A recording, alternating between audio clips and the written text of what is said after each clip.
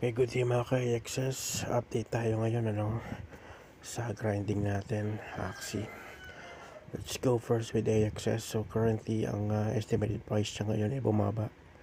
Nasa $7.87 and bumaba siya ng 0.99%. So kung pupunta tayo sa daily bounties,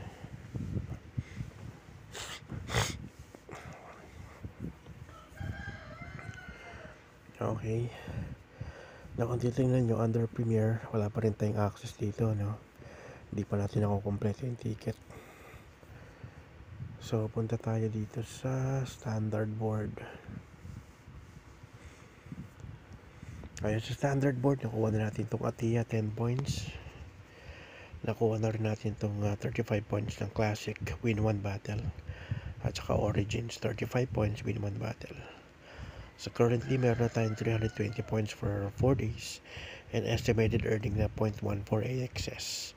Ngayon ito yung ticket, so meron pa tayong kulang na almost 120 tickets para makapasok ulit sa Premier. So punta tayo sa staking. So currently ang AXS natin same pa rin sa yesterday, 34.29818 AXS na may estimated amount na $269.94.